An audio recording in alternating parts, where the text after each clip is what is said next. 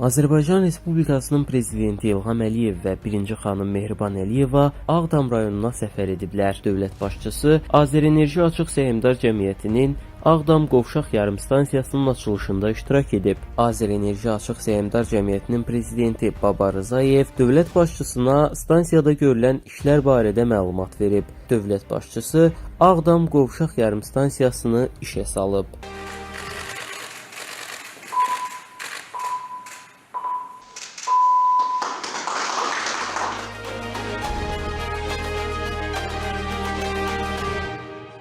Azərbaycan Respublikasının Prezidenti İlham Əliyev Ağdam rayonunun Baş-Qərvənd kəndinin təməl qoyma mərasimində iştirak edib. Dövlət başçısına kəndə görüləcək işlər barədə məlumat verilib. Prezident İlham Əliyev Baş-Qərvənd kəndinin təməlini qoyub.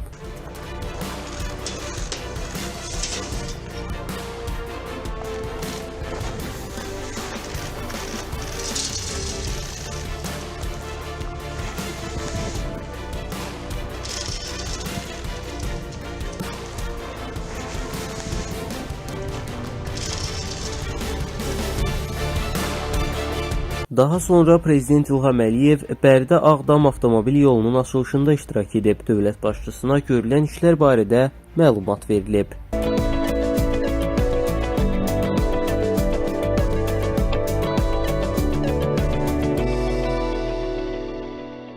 Sonra dövlət başçısı Ağdam rayonunun Salahlı Kəngərli kəndinin təməlini qoyub. Prezident İlham Əliyevə kənddə görüləcək işlər barədə məlumat verilib.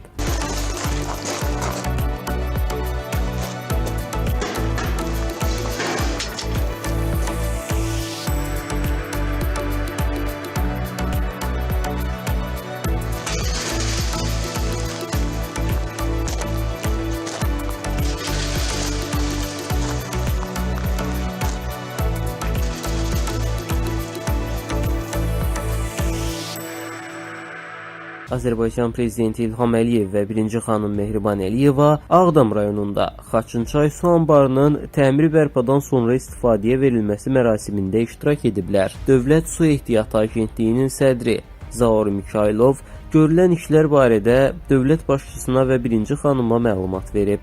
Dövlət başçısı Xaçınçay su anbarını işə salıb.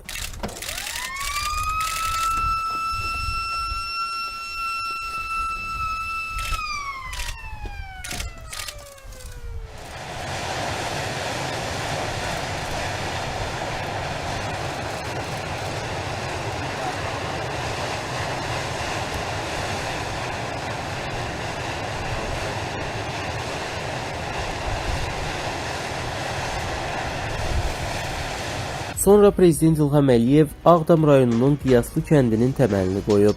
Ardınca Ağdam şəhərinin daxili yollarında aparılan işlərlə tanış olub. Azərbaycan Avtomobil Yolları Dövlət Agentliyinin idarə heyətinin sədri Salih Məmmədov dövlət başçısına görülən işlər barədə məlumat verib.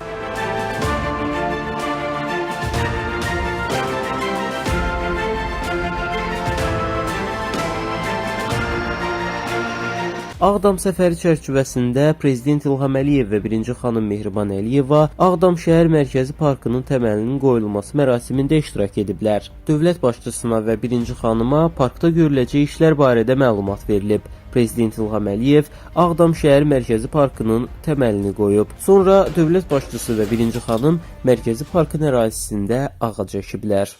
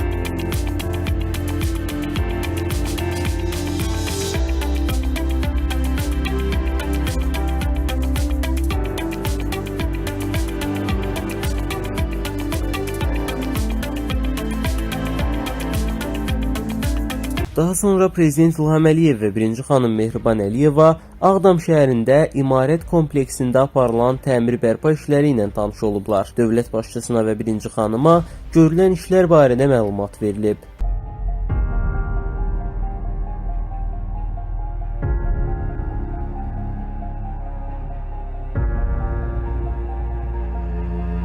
Sonra Prezident İlham Əliyev və birinci xanım Mehriban Əliyeva Ağdam şəhərində salınacaq 4-cü, ardınca 5-ci yaşayış kompleksinin təməlinin qoyulması mərasimində iştirak ediblər.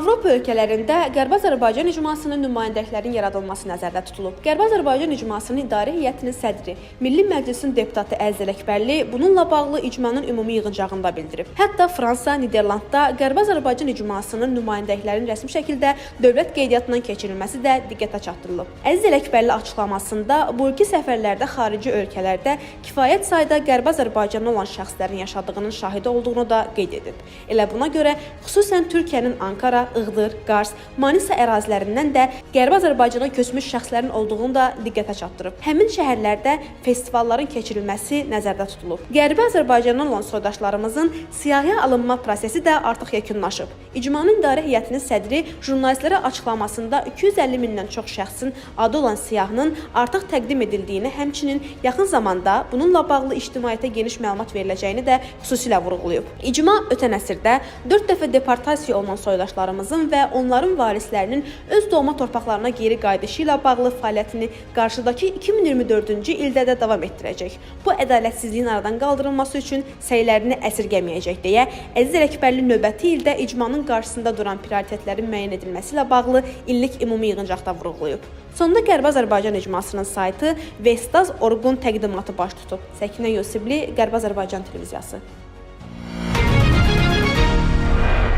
Əziz tamaşaçılar, Azərbaycan televiziyası İrəvandakı tarixi dini abidələrimizlə bağlı əldə etdiyi eksklüziv görüntüləri yayımlamaqda davam edir. Növbəti görüntülər Pənah xanın evi və Qırmızı Körpüdən olacaq. İzləyək.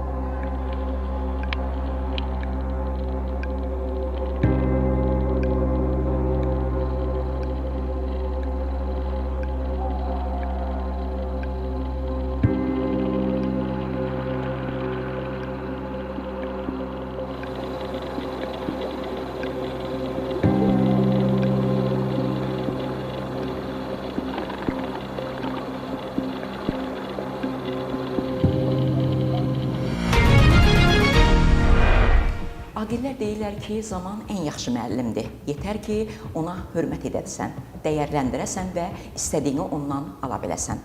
Xoş gördük sizi, hörmətli tamaşaçılar. Qərbi Azərbaycan TV-də müzakirə vaxtıdır. Müzakirəmizin istiqaməti isə təbii ki, Qərbi Azərbaycandır. Qərbi Azərbaycana qayıdışla bağlı görülən işlər beynəlxalq ictimaiyyətdə bu məsələnin törətdiyi rezonans və gələcək hədəflər. Bax, bununla bağlı studiyamızın qonağı millət vəkili Ceyhun Müəllim Məmmədov. Xoş gördük Ceyhun müəllim. Xoş gördük. Elan etdiyimiz kimi, bəli, Qərbi Azərbaycandan danışacağıq. Artıq bir ildir ki, Qərbi Azərbaycan icması formalaşıb. Belə bir ili bugün, ötən gün tamam oldu. Cənab Prezident gəldi, orada hədəfləri, Azərbaycan dövlətinin niyyətini, hədəflərini açıqladı və bir ildə çox xeyli işlər görüldü. Artıq demək olar ki, BMT-də Qərbi Azərbaycan icmasının sənədi rəsmi sənəd kimi yayılır, qəbul olunur. Ermənilər əks tərəfdə var. Ermənilər bundan çox narahatdılar. Hətta bəzən bunu Azərbaycanın ərazi iddiası kimi qələmə verməyə çalışdılar. Amma alınmadı, ona görə ki, Azərbaycanın heç bir dövlətə ərazi iddiası yoxdur. Sadəcə olaraq biz ora qayıtmaq istəyirik. Biz öz qədim yurt yerlərimizə qayıtmaq istəyirik. Niyyət budur, hədəf budur. Ceyhun müəllim, bax, sizcə bu istiqamətdə görülən işlər hansılar, nələrdən ibarət olmalıdır və qarşıda bizi nə gözləyir? Mən öncə bütün təşkilatın rəhbərliyini, üzvlərini bu bir il münasibəti ilə səmimi qəlbdən təbrik edirəm. Bəli, sizin də qeyd etdiyiniz kimi biz xatırlayırıq ki, ötən il Cənab Prezident bir il bundan əvvəl icma ilə görüşdü və görüş zamanı çox ciddi mesajlar verdi. Eyni zamanda icmanın qarşısında konkret vəzifələr müəyyənləşdirdi. Yəni bizim məqsədimiz nədir, hədəfimiz nədir və hansı işləri görməliyik? Bəli, bu ötən müddətdə mən də hesab edirəm ki, icma kifayət qədər böyük işlər görüb və məndə olan məlumata əsasən 6-cı gündə bir hesabat yığıncağı keçirilib və orada da bütün görülən işlər barədə bizim həmkarımız olan əziz müəllim ictimaiyyətə, icma üzvlərinə geniş məlumat verib. Burada bir neçə istiqamətdə işi biz xüsusi qeyd etməliyik. Biz artıq icmanın bir sıra hallarda Azərbaycana qarşı aparılan o qərəzli kampaniyaya çox adekvat və operativ reaksiyalar verdiyinin şahidiyik. Bilirsiniz ki, zaman-zaman ayrı-ayrı dövlətlər, ayrı-ayrı təşkilatlar Azərbaycanı ittiham etməyə çalışır və Azərbaycan ünvanına müxtəlif qərəzli fikirlər səsləndirilir və icma da bu məsələlərə çox ciddi cavablar verir. Davamlı müxtəlif konferanslar keçirilir. Bu müddətdə çoxlu işlər görülüb. Biz bunların davamlı olaraq mətbuatda işlandırıldığına şahidiyik. Burada, bəli, Ermənistan tərəfi çox narahatdır. Hətta Paşinyanın bu günlərdə belə bir fikri oldu ki, o güya Azərbaycan Ermənistana qarşı ərazi iddiası ilə çıxış edir və Ermənistan ərazisini Qərbi Azərbaycan ərazisi adlandırır və bununla bağlı Ermənistana qarşı müəyyən bir təbliğatı və siyasəti həyata keçirir. Amma burada məsələnin mahiyyəti fərqlidir. Bilirsiniz, baxın, biz hər zaman deyirik, uzun əsrlər davamlı olaraq, bilirsiniz, bu bir neçə mərhələ var. Həmin mərhələ ərzində çoxlu sayda bizim insanlarımız, soydaşlarımız indiki Ermənistan ərazisindən deportasiya olundu. Və burada xüsusilə də 80-ci illərin sonunda 250 minə yaxın vətəndaşımızın, yəni bizim soydaşımızın bu son rəqəmdir. Oradan deportasiyası hamımıza məlumdur. Mən bir neçə dəfə bunu demişəm, mən özüm Cəbrayıldənəm, bilirsiniz. Mən indiyə kimi, o vaxt mənim o qədər də çox yaşım yox idi. Amma o həmin günlərdə o insanları bir vaqonlara yığmışdılar, yük vaqonlarına. Paltarları yox, ayaqqabıları yox, çox ağır vəziyyətdə onları oradan deportasiya eləmişdilər və Azərbaycana göndərmişdilər. Və bugünə kimi beynəlxalq ictimaiyyət bu barədə danışmaq istəmir. Bu məsələləri görməməzlikdən gəlir. Və bizim də istəyimiz odur ki, bugün biz Qarabağ ermənilərinin orada uzun müddət tarixən yaşamış ermənilərin o ərazilərə qayıtmasının əleyhinə deyilik. Dəfələrlə bunu bəyan etmişik. Ancaq eyni zamanda biz istəyirik ki, bizim oradan deportasiya olunmuş vətəndaşlarımızın da geri qayıtmasına şərait yaradılsın və onlar ora rahat şəkildə getsin. Və buna bizim tam hüququmuz var və burada beynəlxalq hüquqa zidd heç bir məsələ yoxdur. Və mən tam əminəm ki, necə ki biz cənab prezidentin rəhbərliyi ilə Qarabağı azad etdik, qarşımıza qoyduğumuz bir çox mühüm vəzifələri yerinə yetirdik. Biz tezliklə orada qayıdacağıq, çünki cənab prezident bir müddət bundan əvvəl demişdi, ya biz ora könüllü şəkildə, söhbət həm də Zəngəzur dəhlizinin açılmasından gedir. Ermənistan buna könüllü şəkildə getməlidir və təbii ki, Azərbaycan da bu istiqamətdə səylərini davam etdirəcək və hesab edirəm ki, hazırda bu siyasət çox uğurlu bir formada da cənab prezidentin rəhbərliyi ilə icma tərəfindən həyata keçirilir. Ceyhun müəllim, elə o beynəlxalq ictimaiyyətin münasibətindən söz düşmüşkən, beynəlxalq ictimaiyyət çox maraqlıdır ki, erməni məsələsinə gələndə xırda bir məsələni şişirdib böyük bir şəkildə təqdim eləyir. Məsələn, elə yaxın tarixdə Qarabağdan özləri könüllü şəkildə çıxıb gedən insanlar rahat şəkildə maşınlarına oturub çıxıb getdilər və onlardan soruşanda ki, niyə gedirsiniz? Dedi ki, bizə belə deyirlər. Yəni özləri belə deyib. Rahat onları özü gülə-gülə yola salındı, təhlükəsizlikləri təmin olundu.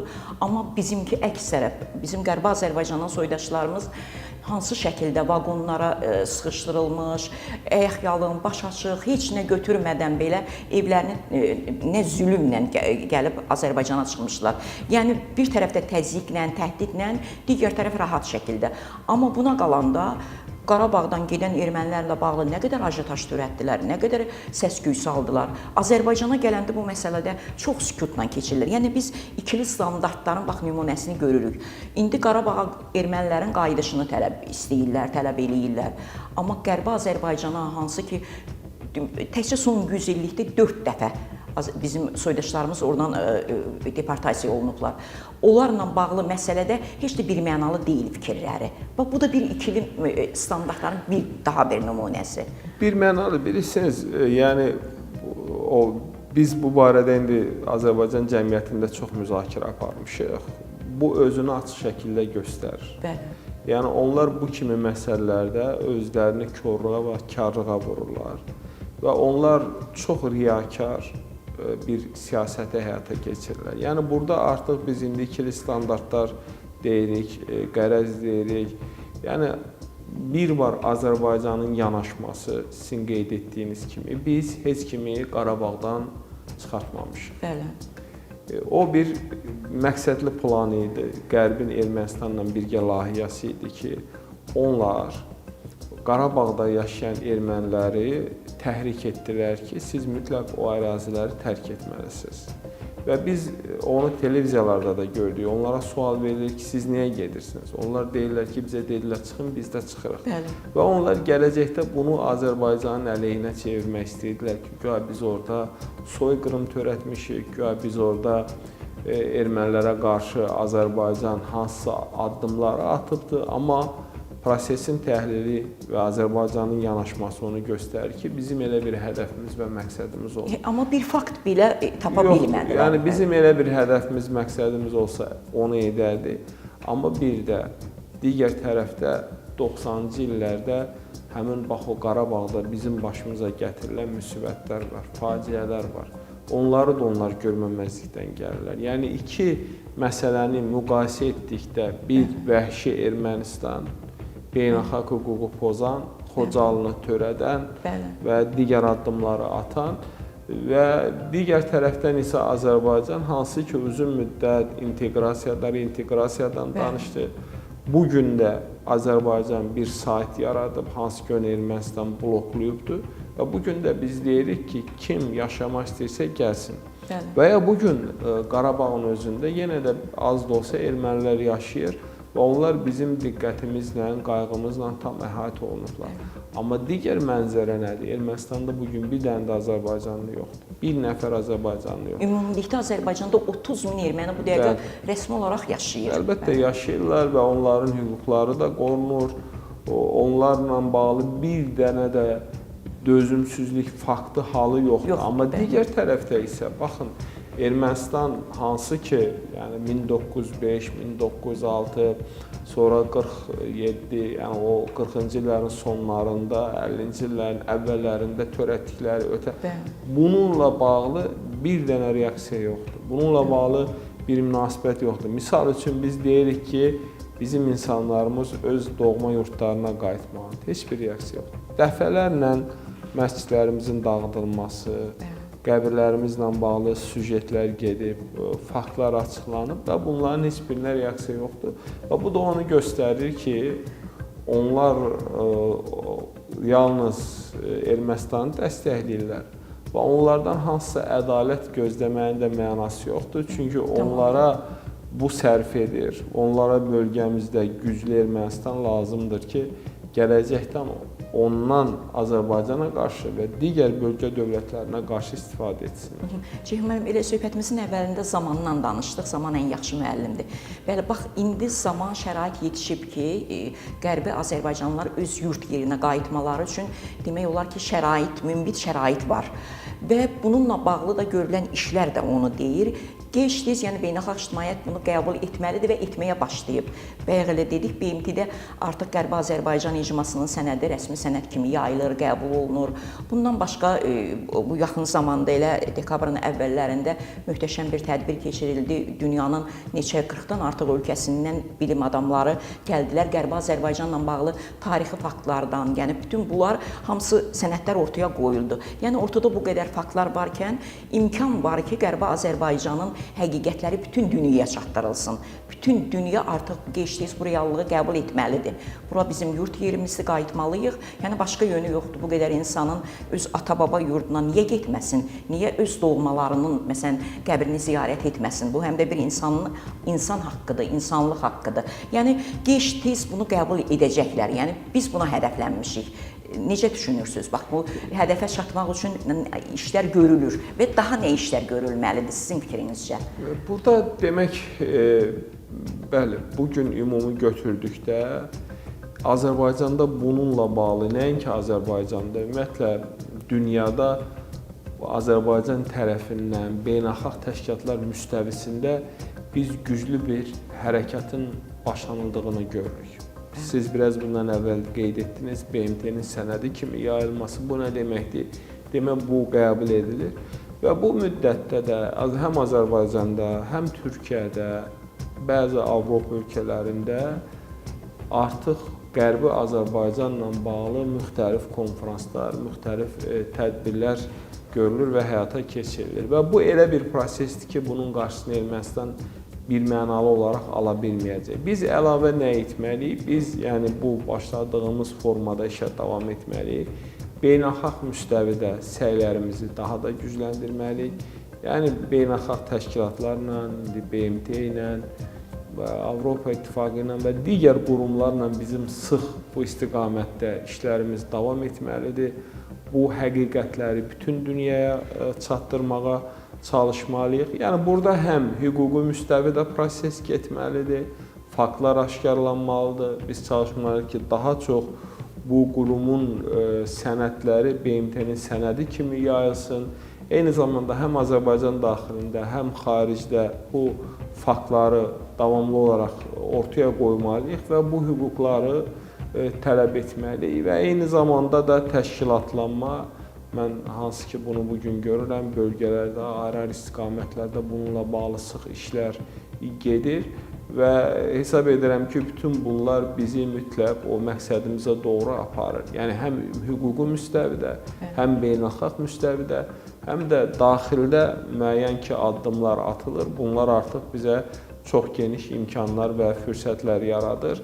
Və ayrı-ayrı dövlətlərlə də biz əlbəttə ki, fərdi qaydada işləməliyik. Çünki bugün, baxın, indi biz Qarabağda, bölgədə sülh istəsək də Ermənistanın bizim əleyhimizə informasiya müharibəsi davam edir. Biz də bu tarixi faktları aşkarlayıb təqdim etməliyik ki, baxın, bugün ermənilər onlara qarşı soyqırımdan danışır. Amma soyqırımın tarixdə törədən Ermənistan olub. İrəvanda o qədər Azərbaycanlı olub, buralar tarixən bizim torpaqlarımız olub. İndi biz heç kimin ərazisinə qarşı cənab prezidentin qeyd etdiyi kimi ərazi iddiası ilə çıxış etmirik. Amma bu reallıqdır və bu reallıq da qəbul edilməlidir. Və eyni zamanda Ermənistana da dur deyilməlidir. Məscidimizi Fars məscidi kimi təqdim edir, məscidlərimizi sökür, yerində bina tikir, tarixi abidələrimizi saxtalaşdırır. Və ona görə də bu faktların aşkarlanması, Azərbaycan həqiqətlərinin təbliği, bizə qarşı törədilmiş soyqırımların dünya ictimaiyyətinə tanıdılması və eyni zamanda digər bu istiqamətdə işlərin davam etdirilməsi hesab edirəm çox önəmlidir. Ceyhun müəllim, demək, Qərbi Azərbaycanlı soydaşlarımız hansı ki, zaman-zaman deportasiya olunublar, onlar təkcə Azərbaycan hüdudlarından deyil, Azərbaycan hüdudlarından kənarda da xeyli sayda zaman-zaman deportasiya olunmuş soydaşlarımız var, yaşayırlar, onların hətta bir neçə nəsil dəyişsə belə, onlar hələ də yaşayırlar, yəni ordandılar və bunu bilirlər. Bax, onların cəmləşdirilməsi, onların bir icma şəklində birləşdirilməsi, bax, onların da sırf Azərbaycanla birgə hərəkətə keçməsi üçün təbii ki, çox işlər görülməlidir. Bununla bağlı artıq Qərbi Azərbaycan icmasının bir neçə bürosunun açılması xarici ölkələrdə nəzərdə tutulub. Hətta Əziz müəllimin dediyinə görə 2 yerdə artıq açılıb. Yəni, bax, bunun özünün də çox əhəmiyyəti olacaq. Təbii ki, yerlərdə olan, o Qərbi Azərbaycandan olan soydaşlarımızın artıq onlar canlı şahiddirlər. Yəni, özləri olmasalar belə nəsilləri, ulu babaları artıq oradan gəliblər və onlar bunu bilirlər. O tarixi bunlar daha yaxşı bilirlər, yaşayırlar. Bax, onların da elə bil ki, Azərbaycanla birgə hərəkət etməsinin çox böyük faydası olacaq. Necə düşünürsünüz? Əlbəttə, bilirsiniz, indi mən biraz bundan əvvəl dedim, yəni bugün əslində Ermənistan hakimiyyətinin bizə qarşı çirkin kampaniyası, informasiya müharibəsi yenə də davam edir. Və xüsusilə də onlar bunu xaricdə həyata keçirirlər. Bizi bir vəhşi millət kimi təqdim edirlər, özlərini məzlum xalq kimi göstərməyə çalışırlar. Və ona görə də bəli, o dövrdə əslində bu hər dəfə soyqırım törədildiyi zaman, deportasiya zamanı bizim soydaşlarımız təkcə Azərbaycanı yox, dünyanın müxtəlif bölgələrinə səpələniblər. Və bugün Azərbaycanda diaspora fəaliyyətinin gücləndirilməsi istiqamətində dövlətin müəyyən səyləri var. Və o mənada hesab edirəm ki, Qərbi Azərbaycandan, yəni deportasiya olunmuş bizim o soydaşlarımızın da xaricdə də birgə fəaliyyəti, birgə tədbirlər keçirməsi, onların təşkilatlanması çox önəmlidir. Çünki onların əcdadları, onların doğmaları bilavasitə bu faciələrin və deportasiyaların qurbanlarıdır. Ona görə onların da orada şəbəkələşməsi, onların da birgə fəaliyyəti, onların da Azərbaycan diaspora ilə birlikdə bu işləri həyata keçirməsi çox önəmlidir və o mənada hesab edirəm ki, yəni biz yalnız Azərbaycan daxilində yox, biz xaricdə də bu işləri aparmalıyıq ki, biz bu ermənilərin yalançı iddialarına son qoymalıyıq. Onların bu yalançı təbliğatının qarşısını almalıyıq. Yəni artıq yetər onlar özlərini əsrlərdir məzlum xalq kimi göstərirlər. Əslində mən bir daha qeyd edirəm. Məzlum deyirlər, onlar əslində zalimdirlər. Əslində onlar tarix boyu bir çox soyqırımların baiskarı və səbəbkarı olub. Ona görə də bəli, bu işlər xaricdə də getməlidir. Yəni xaricdəki ayrı-ayrı dövlət qurumları ilə, ayrı-ayrı təşkilatlarla, universitetlərlə işlər davam etdirilməlidir. Xaricdə də konferanslar keçirilməlidir, xaricdə də müzakirələr aparılmalıdır və bizim hər bir vətəndaşımız da bu prosesdə çox fəal olmalıdır. Çünki bugün bu istiqamətdə işlərin, səylərin birləşdirilməsi, gücləndirilməsi çox önəmlidir. Ceyhun, hər bir vətəndaşımız dediniz, bu işlərlə məşğul olmalıdır, bəli. Yəni, burada təkcə icma, dövlət, ayrı-ayrılıqda o iş aparır, o çox yaxşıdır. Bundan başqa şəxslər də, məsələn, millət vəkilləri öz statusundan istifadə edib, digər məsələn alimlər öz istiqamətlərində. Yəni burada hər bir kəs öz nüfuzundan, titulundan, statusundan istifadə edib bax Qərbi Azərbaycan məsələsində ortaya iş qoymalıdır. Məsələn, şəxsi münasibətlərindən istifadə edib xaricdə yaşayan, məsələn, xarici həmkarlarınla əlaqələri qurmaq. Bax bu baxımdan da faydalı olar. Əlbəttə, yəni bu gün bu işləri yalnız dövlət etməli deyil. Yəni dövlət öz üzərinə düşəni edir, dəstəyi verir. Burada hər bir vətəndaşın, hər bir azərbaycanlının, hər bir millət vəkilinin, hər birimizin üzərinə çox ciddi vəzifələr düşür. Və bu vəzifələrin icrası üçün də davamlı olaraq müxtəlif tədbirlər həyata keçirilir. Yəni tutaq ki, bizim ayrı-ayrı beynəlxalq təşkilatlarda təmsil olunan həmkarlarımız, onlar Avropa Şurası çərçivəsində səfərlər etdikləri ölkələrdə, müxtəlif beynəlxalq konfranslarda bu məsələlərə geniş şəkildə toxunulur. Çünki bununla bağlı davamlı olaraq biz müxtəlif müzakirələr aparırıq, parlamentdə də müzakirə olunur. Yəni burada bu kimi işlər yalnız dövlətin üzərində deyil, bizim hər birimiz fərd olaraq, hər bir millət vəkili də, hər bir alim də, hər bir vətəndaş da bu prosesə öz töhfəsini verməlidir. Necə ki, bunu bugün Ermənistan və hər bir erməni xaricdə edir. Və bizim də bu mənada üzərimizdə böyük məsuliyyət var ki, biz bu həqiqətləri çatdıra bilirsiniz. Sovet dövründə bunların çox təbliğinə öyrənilməsinə imkan verilmədi. Amma indi bizim əlimizdə kifayət qədər faktlar da var, ədəbiyyat da var, məlumatlar da var. Biz bu məlumatları dünya ictimaiyyətinə çatdırmalıyıq ki, onlar görsünlər ki, nə baş verib. Çünki uzun illərdir erməni diasporu xaricdə bu yalan təbliğatı aparır. Və biz isə reallıqların təbliğatını aparmalıyıq ki, hədəfimizə və məqsədimizə çataq. Zaman əslində həm də Azərbaycanın xeyrinə işləyir. Biz Qarabağ məsələsində bunu gördük. Öz həqiqətimizi 30 il biz ədalət axtardıq, həqiqət axtardıq. Amma əslində sonuçda özümüz məsələnin həllini Azərbaycan dövləti özü həll etməli oldu. Amma həqiqət var idi deyə o dünya çox sükutla belə baxanda sakit qarşıladı ki, bura Azərbaycan əraziləridir. İndi bizim əlimizdə də tutarlı bir fakt var. Qərbi Azərbaycan bizim ata-baba yurdumuzdur, qədim yurd yerimizdir. Yəni biz oradan ərazi iddiası kimi yox, biz sadəcə olaraq öz yurd yerimizə qayıtmaq kimi ləyaqətli şəkildə, təhlükəsiz şəkildə qayıdıb ora yaşamaq istəyirik. Bax bu baxımdan bizim üstünlüyümüz odur ki, həqiqət bizim tərəfimizdədir. Qərbi Azərbaycan məsələsində də, eynən Qarabağ məsələsində hər bir Azərbaycanlı necə Qarabağlı idi, bu məsələdə də bir olmalıyıq ki, hər bir Azərbaycanlı bugün Qərbi Azərbaycanlı olmalıdır və elədir. Yəni nəticə də təbii ki, yəqin ki, uğurlu olacaq, başqa yolu yoxdur. Ədalət, həqiqət Azərbaycanın tərəfindədir. Bir mənalı bilirsiniz, indi biz bunu Cənab Prezident bir neçə dəfə qeyd edib, bizim kiminsə torpağında gözümüz yoxdur və kiminsə torpağını işğal etmək niyyətimiz yoxdur. Amma mən hesab edirəm 1903-cü ilin xəritəsinə baxanda o xəritədə çox hər şey aydındır.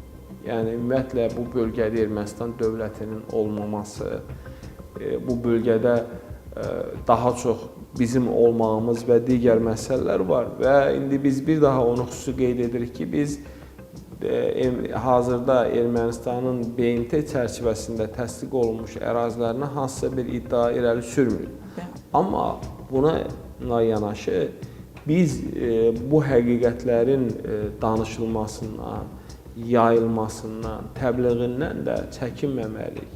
Yəni İrəvan xanlığı olub, o xanlığın təbliği, orada bizim yüzlərlə tarix abidələrimiz olub, bizim orada insanlarımız yaşayıb, o insanları zaman-zaman deportasiya ediblər, onları oradan çıxardıblar və bunun son ən yeni tarixi də 80-ci illərin sonunda baş verdi. Yəni mən biraz bundan əvvəl dedim, nə qədər hələ 40-cı illərin sonlarında, 50-ci illərin əvvəllərində Ermənistan ərazisindən müxtəlif bəhanələrlə Azərbaycanlıları köçürdülər bura.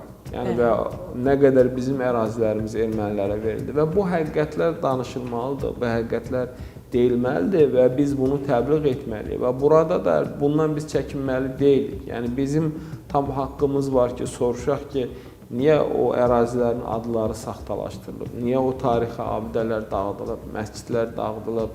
Niyə oradan olan, orada böyümüş, başa çatmış insanların öz torpaqlarına getməsinə, qayıtmasına, qəbirlərini ziyarət etməsinə imkan verilmir? Nə üçün Ermənistan ümumiyyətlə bu məsələləri görməməzlikdən gəlmək istəyir və buna əlbəttə ki, beynəlxalq təşkilatların da, qərb dövlətlərinin də bir reaksiyası olmalıdır. Amma burada mən düşünürəm ki, əvvəl də dedim, biz məqsədimizə mütləq çatacağıq. Çünki burada cənab prezidentin qətiyyəti var, prinsipiallığı var. İllər öncə də Qarabağla bağlı məsələlər çox bir müşkil məsələ təsiri bağışlayırdı. Amma bugünkü Azərbaycan bu hücumu, bu cəhdləri sürətləndiribdir.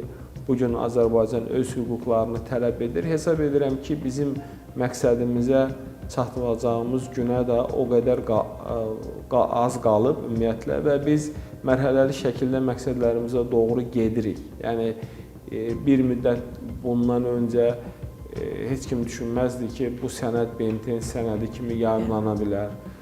Qərbi Azərbaycanla bağlı məsələlər bu qədər müzakirə oluna bilər. Bugün cənab prezident bütün görüşlərində, bütün çıxışlarında, Qarabağla bağlı müzakirələrdə bu məsələni xüsusi olaraq qaldırır. O danışıqların predmeti həm də odur ki, Qərbi Azərbaycandan deportasiya olunmuş insanlar öz doğma yurtlarına mütləq qayıtmalıdırlar və biz əminik ki, gün gələcək, tezliklə biz buna da mütləq nail olacağıq.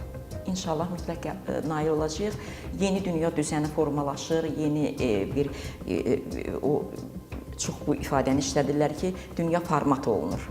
Yəni yeni dünya düzəni formalaşdıqca o yerdə Azərbaycanın xüsusi artıq yeri görünür, biz onu görürük və elə Qərbi Azərbaycana qayıdışla bağlı da bax elə o soydaşlarımızın o yurt yerində də yeri görünür. Artıq zaman onu yetişdirib, şərait onu yetişdirib. Ən əsası da Azərbaycan, təkcə Azərbaycanda deyil, dünyada yaşayan bütün Qərbi Azərbaycanlı soydaşlarımız hədəfə qoyublar ki, yurt yerinə qayıdacaqlar. Bundan başqa dövlətimizin də məhz elə arzusu odur ki, ləyaqətli, təhlükəsiz şəkildə bizim vətəndaşlarımız, bizim soydaşlarımız öz yurt yerlərinə, vətənlərinə qayıtsınlar, yaşasınlar, başqa yolu yoxdur. Bir mənalı inşallah o gün gələcək ki, biz sizlə bu studiyada onu müzakirə edəcəyik ki, artıq bizim insanlarımız öz doğma yurtlarına gedirlər və artıq ora qayıdırlar. Yəni mən bir də onu qeyd edirəm, illər öncə Xankəndi ilə bağlı biz heç zaman bu qədər düşünə bilməzdik. Amma madam ki, ortada bu iradə var, qətiyyət var, bir siyasət var, mən əminəm ki, cənab prezidentin rəhbərliyi ilə biz o məqsədimizə də mütləq nail olacağıq. Bəli, Azərbaycan insanının sorağı Göyçədən gələcək, Zəngəzurdan gələcək, Dərələyəzdən gələcək. İnşallah. Bəli, İrəvandan gələcək. Biz mütləq sizin dediyiniz kimi biz təkcə oturub burada müzakirə etməyəcəyik, həm də elə İrəvanda gedib oturub Qərbi Azərbaycan TV-də siz deyəcəyik biz tamaşaçılarımıza. İnşallah. Çox sağ olun, Selin sağ olun, təşəkkür edirik. Siz də sağ olun, hörmətli tamaşaçılar və bizi gözləməkdə davam edin. Biz yenə görüşəcəyik, hələlik burada. Amma Qərbi Azərbaycana isə mütləq qayıdacağıq. Sağ olun, salamat qalın.